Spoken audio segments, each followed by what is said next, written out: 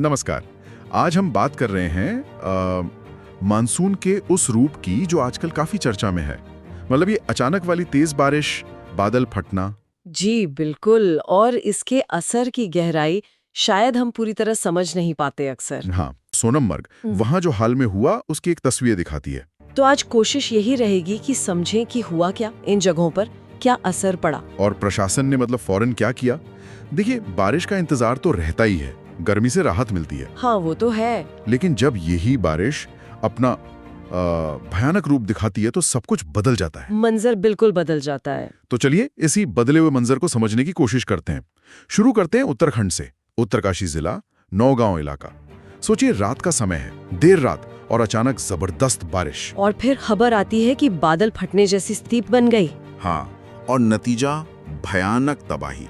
स्रोत बता रहे हैं कि एक पूरा घर मलबे में दब गया। पूरा घर, ओहो। कई गाड़ियां फंस गईं। हुआ ये कि तेज बारिश से जो छोटी नदियां थीं या वो बरसाती नाले होते हैं ना, हाँ, जो अक्सर सूखे रहते हैं। बिल्कुल वो अचानक उफान पर आ गए। और पानी के साथ भारी मात्रा में मलबा, वो सीधा रिहायशी इलाकों में।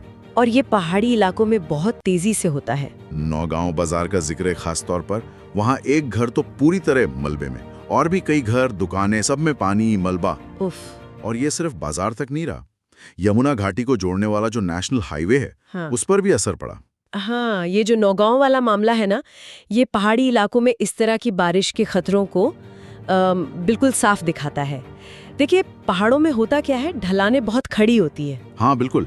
तो जब कम समय में बहुत ज्यादा पानी एक छोटे से इलाके में गिरता है, जिसे हम बादल फटना कहते हैं, मतलब बहुत कम टाइम में बहुत ज्यादा बारिश एक जगह पर, तो वो पानी ढलानों से नीचे की तरफ बहुत तेजी से बहता है। और अपने साथ सब कुछ ले आता है, मिट्टी, पत्थर। हाँ, पेड़, सब कुछ। और ये पानी फिर अक्सर संकरे रास्तों से गुजरता है, जैसे वो नाले या छोटी नदियाँ।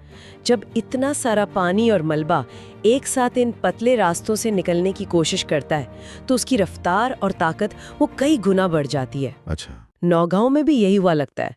स्रोत भी कह रहा है कि तबाही का एक बड़ा कारण वो बाजार के बीच वाला नाला था जो अचानक उफन गया।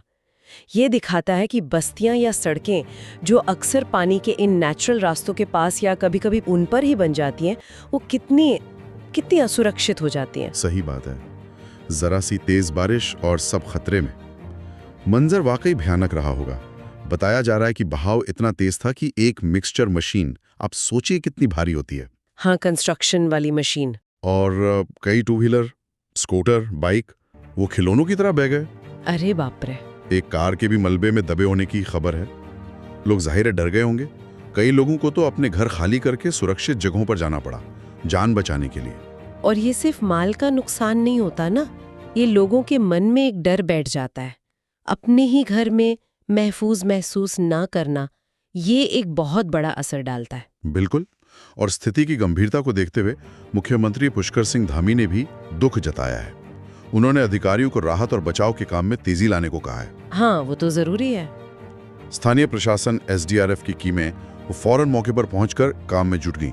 लोगों को निकालना, मलबा हटाना। पहली प्राथमिकता तो वही होती है। हाँ, जैसा आपने कहा, ये घटना एक चेतावनी भी है कि कैसे विकास और बसावट को पहाड़ों की नाजुक इकोलॉजी के साथ बैलेंस करने की जरूरत है। बिल्कुल, खासकर पानी के जो प्राकृतिक रास्ते हैं उनके आसपास। चलिए अब थोड़ा उत्तर की ओर चलते हैं। कश्मीर, सोनमर्ग जो इतना खूबसूरत इलाका है, वहां भी मौसम का कहर टूटा। जोजिला दर्रे के पास, वहां भी बादल फटने की खबर आई। हाँ, और इसका सीधा असर पड़ा श्रीनगर लद्दाख नेशनल हाईवे पर। और ये कोई मामूली सड़क नहीं है। नहीं, बिल्कुल नहीं। ये लद्दाख को घाटी से और बाकी देश से जोड़ने वाला एक बहुत ही महत्वपूर्ण स्ट्रैटेजिक रास्ता है। और बादल फटने से क्या हुआ? मलबा। हाँ, भारी मात्रा में मलबा पहाड़ से खिसककर सीधा सड़क पर आ गया। और ये मलबा मतलब सिर्फ मिट्टी नहीं होता होगा? नहीं, बड़े बड़े पत्थर, बोल्डर, पेड़ और साथ में पानी का तेज बहाव। तो सड़क पूरी तरह बंद हो गई होगी। बिल्कुल। जानकारी यही है कि कई गाड़ियां, यात्री, ट्रक सब रास्ते में फंस गए। ऊंचाई वाला इलाका, मौसम खराब और रास्ता बंद, बड़ी मुश्किल स्थिति। हाँ, सोनमर्ग से जोजिला तक का पूरा रास्ता बंद बताया गया।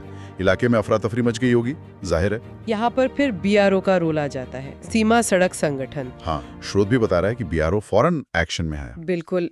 देखिए, बीआरओ का मुख्य काम ही यही है, ऐसे मुश्किल बॉर्डर वाले स्ट्रेटेजिक इलाकों में सड़कें बनाना और उन्हें चालू रखना। और जोजिला जैसी जगह जो साल के कई महीने बर्फ से ढकी रहती है, मौसम कभी भी बदल जाता है, वहाँ सड़क खुली रखना ही अपने आप में एक चुनौती है। तो बीआरओ के लिए मलबा हटाना कितना मुश्किल रहा होगा? क्या चुनौतियां आती हैं ऐसे में? बहुत मुश्किल। पहली बात तो उस जगह तक भारी मशीनरी पहुंचाना, बुलडोजर, एक्सकवेटर। हाँ, रास्ते भी तो खराब हो जाते हैं। बिल्कुल, अगर मलबा कई जगह गिरा हो तो पहुंचना ही मुश्किल। दूसरा, मलबे में क्या है? अगर बड़े बड़े बोल्डर है तो उन्हें तोड़ना पड़ता है, उसमें वक्त लगता है, ज्यादा ताकतवर मशीनें चाहिए। अच्छा, तीसरा, मौसम। अगर बारिश हो रही है या और लैंडस्लाइड का खतरा है तो काम करना बहुत खतरनाक हो जाता है। जान का जोखिम भी रहता है। हाँ, और चौथा, जो लोग फंसे हैं उनकी देखभाल करना, उनकी जरूरतें पूरी करना, ये भी प्रशासन और बीआरओ की जिम्मेदारी बन जाती है। बीआरओ के जवान ट्रेंड होते हैं इसके लिए, पर जोखिम हमेशा रहता है। हाँ, स्रोत भी यही कह रहा है कि बीआरओ के जवान पूरी मशीनरी का साथ जुटे हुए हैं, मलबा हटाने में, सड़क को जल्द से जल्द खोलने में। कोशिश यही रहती है कि फंसे हुए लोगों को निकाला जा सके और वो जरूरी सप्लाई लाइन फिर से चालू हो। ये घटनाएं दिखाती हैं कि ऐसी आपदाओं में हमारी जो स्पेशल एजेंसियां हैं, उनकी तैयारी और उनका तुरंत एक्शन लेना कितना जरूरी है। बिल्कुल। लेकिन ये जो भारी बारिश और उसका असर है, ये सिर्फ पहाड़ों तक ही तो सीमित नहीं है ना, मैदानों में भी असर दिखता है, शायद अलग तरह से। हाँ, ये एक जरूरी पॉइंट है। अक्सर हम पहाड़ों के लैंडस्लाइड और क्लाउड बर्स्ट पर ज्यादा फोकस करते, पर मानसून तो पूरे सब कॉन्टिनेंट को प्रभावित करता है। पहाड़ों पर जो भारी बारिश होती है, उसका असर नीचे मैदानों में नदियों के जल स्तर पर दिखता है। बिल्कुल, जैसे दिल्ली एनसीआर का उदाहरण है। स्रोत बता रहा है कि अभी हाल में यमुना का जलस्तर खतरे के निशान से ऊपर चला गया था। हाँ, सुना था मैंने भी। हालांकि अब खबर है कि पानी थोड़ा कम हो रहा है, लेकिन एक टाइम पे स्थिति चिंताजनक थी। निचले इलाकों में पानी भरने का डर था। इसीलिए नोएडा, गुरुग्राम, फरीदाबाद, जो यमुना के करीब हैं, वहां हाई अलर्ट जारी करना पड़ा था। तैयारियां करनी पड़ती हैं कि अगर पानी और बढ़ा तो क्या करेंगे। और ये सिर्फ बड़े शहरों की बात नहीं है, दूर दराज के गांव भी। हाँ, वो भी प्रभावित होते हैं। जैसे स्रोत में राजस्थान के धौलपुर का जिक्र है। वहाँ चंबल नदी में उफान आने से कई गांव पानी में डूब गए। हाँ, और इसका सीधा असर खेती पर, फसलें बर्बाद, किसानों की पूरी मेहनत पानी में, जानवर, घर सब खतरे में। वहां भी अब बारिश की चेतावनी तो नहीं है शायद, पर जो नुकसान हो गया उसकी भरपाई में तो वक्त लगेगा। प्रशासन वहां भी सतर्क है। तो अगर हम इन सबको जोड़कर देखें, उत्तरकाशी, सोनमर्ग, फिर दिल्ली एनसीआर, धौलपुर, तो एक बड़ी तस्वीर दिखती है। तस्वीर ये कि मानसून का असर कितना फैला हुआ है और कितना अलग-अलग तरह का है।